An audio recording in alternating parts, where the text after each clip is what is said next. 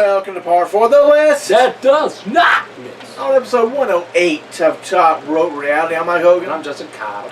Now let's talk about the 13 biggest matches WWE should have booked in the 80s but did not. The Hulkster Hulk Hogan and Superfly. I can't go to court, but I can go to a Comic-Con.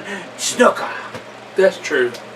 He can remember how to sign his name and talk to fans. But he can't do it in court. No! Guilty. Boy, both are guilty. Guilty.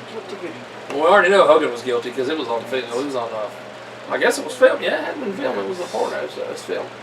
Hulkgasm after Hulkgasm after Hulkgasm, yes. That was great, John Cena. That was hilarious. So before Hulk Hogan became Vince McMahon's go-to guy in 1984, Jimmy Superfly Snuka was rumored to be up for the role of the WWF's flagship performer. Snuka was incredibly over with the crowd and was a good worker that could draw. Obviously, McMahon went with Hogan and for a number of reasons, including Snuka's legal troubles stemming from the death of his girlfriend in 1983, which what we just talked about. It was the right choice, however. A one-time main event match between Hogan and the Superfly could have been one of the biggest matches of the early 80s. Hogan, Snuka, Madison Square Garden, cage match, come on. You're packed. You've been in the rafters. Rafters! When fans think of the original WrestleMania main event, they likely think of Hogan, Piper, Orndorff, Orton, and Mr. T. But not always Jimmy Snuka. Snuka was the corner man for Hogan and Mr. T, a fact that is often overlooked. Had circumstances been different and the Superfly been more reliable outside the ring at that stage of his career, he was heavily rumored to be having a significant drug problem at the time. WrestleMania may have seen a different main event that involved Snuka inside the ring rather than outside. Snuka versus Hogan could have been the match that fans talked about today as the pivotal main event of the original WrestleMania. But, like most other Hogan opponents of the 80s, it would have required a Snuka heel turn. Snuka actually entered the WWF as a heel, so for him to turn back shouldn't be ruled out, but it never happened. Instead, Snuka left the WWF in 1985, having never truly capitalized on his early 80s superstardom. Super. I didn't realize he left on 85. Wow, that's early. Wow. Got all that done. But he came back. He came back because wasn't he the first person to lose to Undertaker at WrestleMania? He was the first one because I think Jake was the second one. I think Snuka was the first. So he came back, obviously, as a job. A shell of his former self. Of course.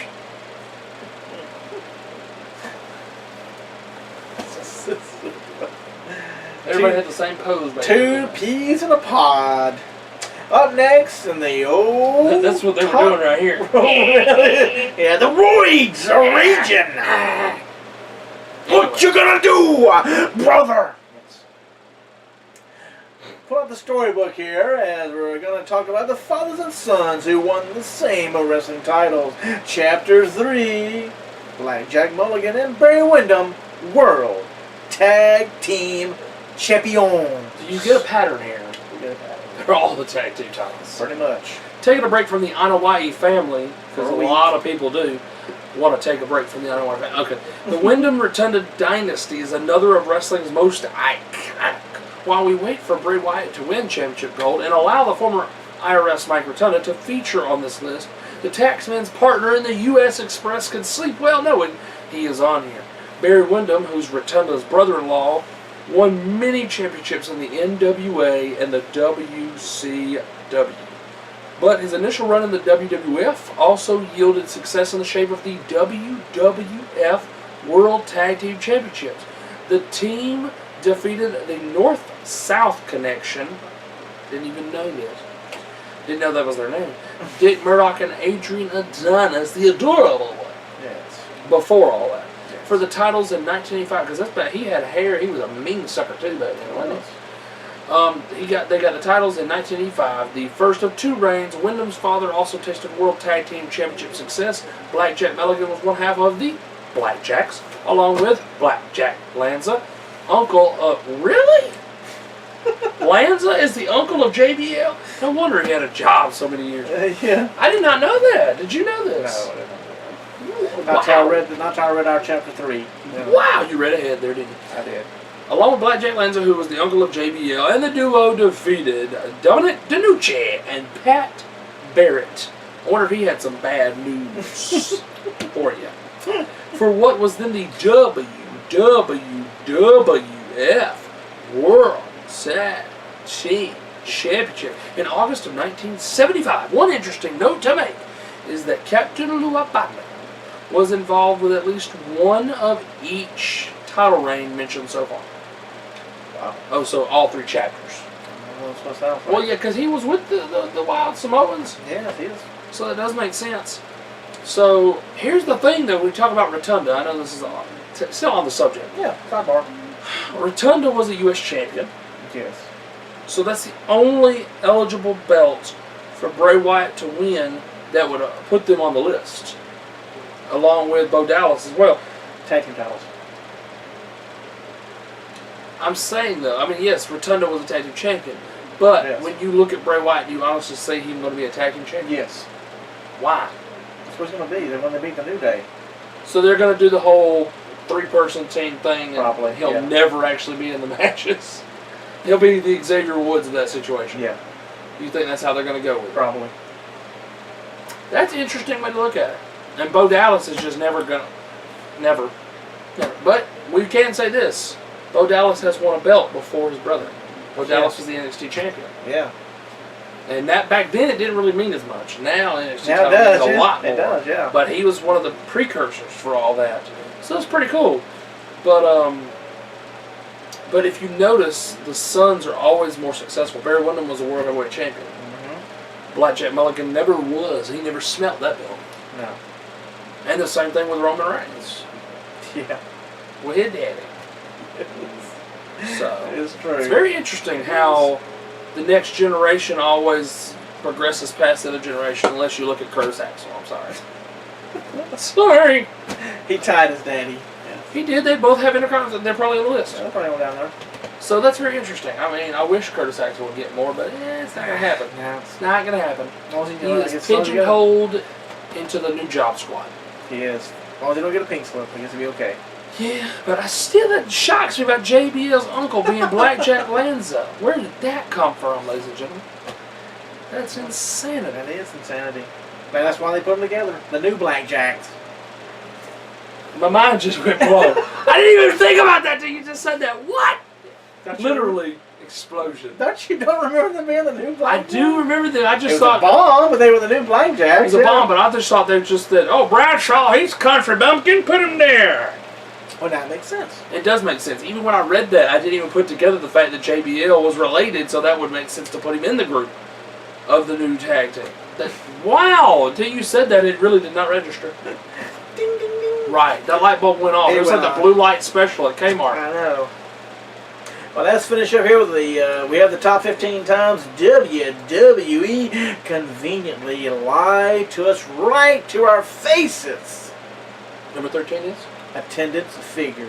Yes. While this is a lie perhaps not too many fans care about greatly, it bears mentioning.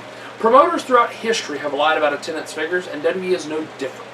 They've inflated attendance numbers countless times, with one being WrestleMania 3 in the Pontiac Silverdome, while WWE constantly boasts about the 93,000 some odd number of fans they fitted in there. The actual figure was closer to 78,000. I mean, I would have bumped it up to 80. That's a big jump, yeah. That's a huge jump. It is a huge I would have come up from 78 to 80. That's not that bad. Come on. But that's a huge number. That number is impressive enough considering 78,000. Considering WrestleMania wasn't anywhere near the phenomenon it is today. Perhaps the inflated number was just to make WrestleMania seem like a big deal, and it looks like it worked. Yeah.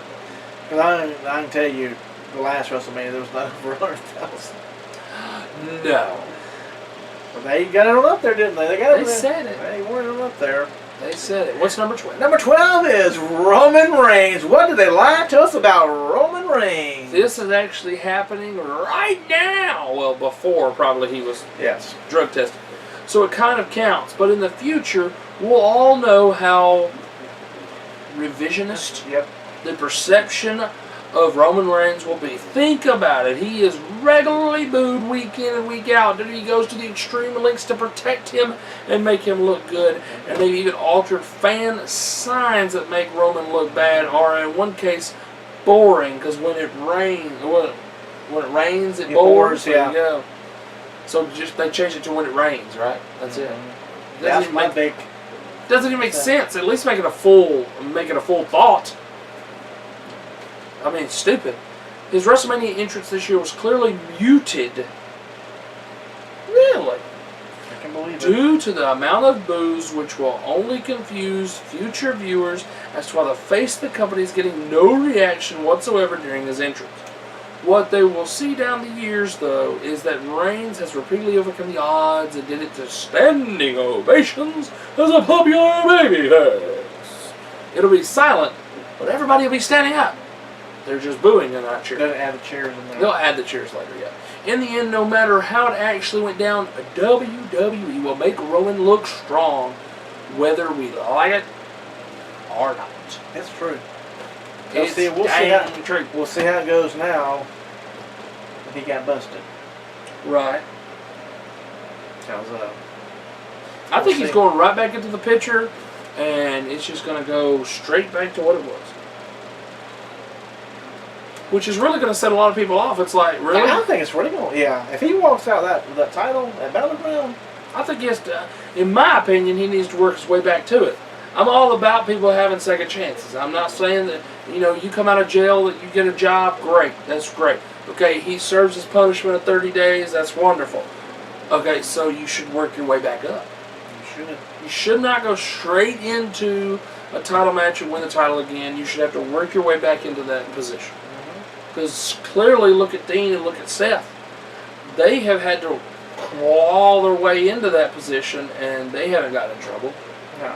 Dean has been sitting there patiently waiting, and Seth had to work his way back from an injury to get back in that position. You don't see them screwing around doing all that. I might have jinxed them. We might hear next week that one of them had a drug test. Yeah. Hopefully not. But you're right. I believe they will open a can of worms they cannot close if they give them that title back. Because then it's going to turn into. You think the Ryback situation's bad when people get the drug test or whatever and they fail, and let's say it's someone that's getting a push. Let's just say it's a Big E. Okay, Big E. Let's just say Big E. Okay, and so they rip the tag belts off of them, give it to the Wyatts, then reveal that Big E has tested positive. Yes, 30 days. And when he comes back, he's basically at the level of Bo Dallas and Curtis Axel. Social Outcast. The Social Outcast. I was trying to think of the name. I almost said Job Squad. And it never gets any better for Big E after that. Right. Do you see where I'm going with that? He comes back from his punishment, goes down into being a jobber, never gets back up to that status again. What does that say for favoritism? What does that say for? Well, it's because we want him to be the guy that no matter what he does wrong, he's still going to be the guy. What happens if he fails 2 more times? He's fired. You can't get around that fact. Nope. I'm not saying it's going to happen again. It may never happen again. It may never happen again, but I'm giving you that option here. I'm saying if it happens 3 times, 3 strikes, you're out with the WWE on the wellness policy, and you're done. Supposed to be. So. If you Curtis Axel, John Cena will reign, it's going to be right. Randy Orton.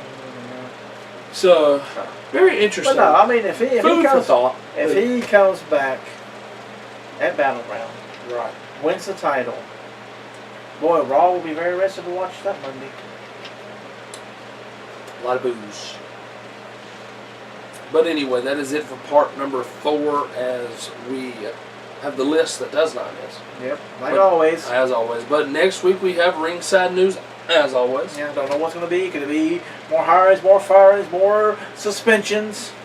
That's true. We may have announcements of some more of the Cruiserweight Classics being hired on full time. Yep. Plus, on pay-per-view review, we continue with Super Brawl with number 4 and number 5. Yep. And we finally, in part 3, finish the NWA TNA World Title / X Division 5 people tournament.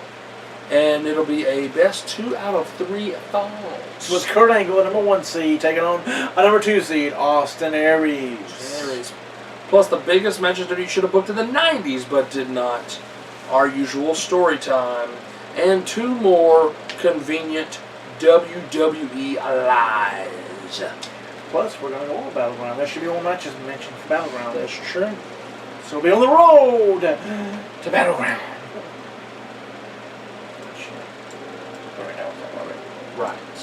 Well, we're not going to talk about it yet. No. So I want to thank everybody for watching this week on this big 4th of July weekend. So coming back to careful with episode your fireworks, 109. people. Yeah, don't blow any fingers off. Keep all your 10 fingers and toes. 10 fingers, 10 toes. Yes. I'm Mike Hogan. And I'm just a cop. And we'll see you next week right here. Same Top Rope Reality time. Same Top Rope Reality YouTube channel. That's true. And on Facebook. And on Facebook now. The Facebook. Can't throw us off Facebook now. It's not going to happen. I hope not. Better not. Because I'm going to give up after that. Me too. Thanks for watching. We'll see you next week. So rude. It is.